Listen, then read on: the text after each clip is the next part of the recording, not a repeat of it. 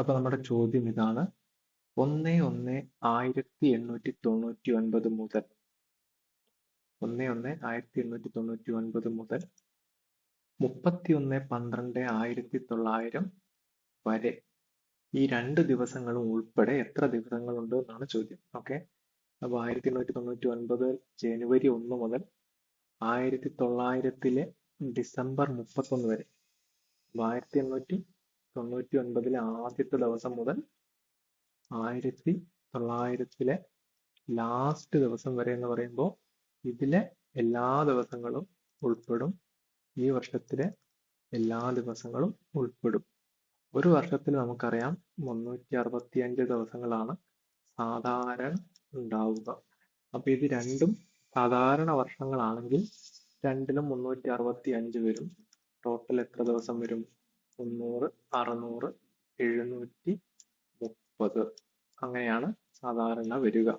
ഇനി ഇതിൽ ഏതെങ്കിലും ഒന്ന് ലീപ്പ് ഇയർ ആണെങ്കിൽ, ലീപ്പ് ഇയർ അഥവാ അതിവർഷമാണെങ്കിൽ ആ ഒരു ദിവസത്തിൽ ഒരു ദിവസം എക്സ്ട്രാ വരും. ഒരു ഫെബ്രുവരി 29 വരുന്നത് കൊണ്ട് ഒരു ദിവസം എക്സ്ട്രാ വരും. അപ്പൊ നമുക്ക് എന്ത് ചെയ്യണം? ഈ വർഷത്തിൽ ഏതെങ്കിലും ലീപ്പ് ഇയർ ആണോ എന്ന് ചെക്ക് ചെയ്യണം. എന്തായാലും 2 വർഷം അടുത്തടുത്ത് ലീപ്പ് ഇയർ വരില്ല. പിന്നെ ഇത് നമുക്ക് ഒറ്റ നോട്ടത്തിൽ തന്നെ നമുക്ക് മനസ്സിലാവും. ലീപ്പ് ഇയർ നമ്മൾ എന്തായാലും 4ന്റെ മൾട്ടിപ്പിൾ ആയാലേ വരൂ. അപ്പൊ ലാസ്റ്റ് 9 വരുന്നത് കൊണ്ട് 9 എന്തായാലും 4ന്റെ മൾട്ടിപ്പിൾ അല്ല, 8 4ന്റെ മൾട്ടിപ്പിൾ ആണ്. പിന്നെ അടുത്തത് വരുന്നത് അടുത്ത 2 മൾട്ടിപ്പിൾ ആയിരിക്കും, അതായത് 12. ഓക്കെ, അപ്പൊ 1899 നമുക്ക് ഒറ്റയടിക്ക് തന്നെ ലീപ്പ് ഇയർ അല്ല എന്ന് തീരുമാനിക്കാം. പിന്നെ നമുക്ക് നോക്കേണ്ടത് 1900 ആണ്. 1900 ലീപ്പ് ഇയർ ആണോ എന്ന് നോക്കാൻ വേണ്ടി നമ്മൾ എന്തൊക്കെ ചെക്ക് ചെയ്യണം? ആദ്യം 4 കൊണ്ട് ഡിവൈഡ് ചെയ്ത് നോക്കണം. അപ്പൊ 4 കൊണ്ട് ഡിവൈഡ് ചെയ്യാൻ പറ്റുന്ന ഒരു സംഖ്യയാണിത്. കാരണം ലാസ്റ്റ് 0 0 വരുന്നു, 100 വരുന്നു എന്നുള്ളത് പോലെയാണ് 900 വരുന്നത്. ഓക്കെ, അപ്പൊ അതിനകത്ത് എന്തായാലും 100ൽ 4 25 തവണ പോകുമ്പോൾ 9 × 25 തവണ 900ലും പോകും. അപ്പോൾ എത്രയെന്നുള്ളത് നമുക്ക് ആവശ്യമില്ല, പോകുമോ ഇല്ലയോ. അപ്പോൾ ഇതിനകത്ത് എന്തായാലും 4 പോകുന്നുണ്ട്. അടുത്തത് നമുക്ക് നോക്കാനുള്ളത് 100 പോകുന്നുണ്ടോ എന്നുള്ളതാണ്. അത് നമുക്ക് ഒറ്റ നോട്ടത്തിൽ തന്നെ കിട്ടുന്നുണ്ട്, 900ൽ 100 പോകും. അപ്പോൾ 1900നെ നമുക്ക് എന്തുകൊണ്ട് ഡിവൈഡ് ചെയ്യാൻ പറ്റും? 100 കൊണ്ട് ഡിവൈഡ് ചെയ്യാൻ പറ്റും. അപ്പൊ ഇത് രണ്ടും നോക്കിക്കഴിഞ്ഞാൽ സാധാരണ രീതിയിൽ ഇത് നമുക്കൊരു ലീപ്പ് ഇയർ ആണെന്ന് തീരുമാനിക്കാം.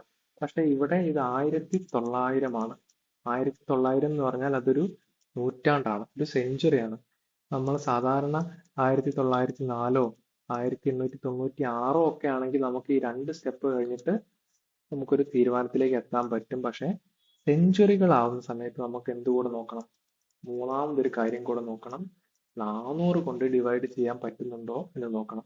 അങ്ങനെ നോക്കുമ്പോൾ 1900നെ നമുക്ക് ഒരിക്കലും 400 കൊണ്ട് ഡിവൈഡ് ചെയ്യാൻ പറ്റില്ല. കണ്ടോ, 19നെ 4 കൊണ്ട് ഹരിക്കാൻ കറക്റ്റ് ആയിട്ട് ഒരു നമ്പർ കിട്ടില്ല. ഓക്കെ, അപ്പൊ നമുക്ക് കൃത്യമായിട്ട് ഹരിക്കാൻ പറ്റില്ല 400 കൊണ്ട് എന്ന് മനസ്സിലാക്കാം. ഒരു 2000 ആണെങ്കിൽ നമുക്ക് പറ്റുമായിരുന്നു, 1600 ആണെങ്കിൽ നമുക്ക് പറ്റുമായിരുന്നു. പക്ഷെ 1900നെ നമുക്ക് എന്ത് ചെയ്യാൻ പറ്റില്ല? 400 കൊണ്ട് ഡിവൈഡ് ചെയ്യാൻ പറ്റില്ല. അതിന്റെ അർത്ഥം ഇതൊരു ലീപ്പ് ഇയർ അല്ല.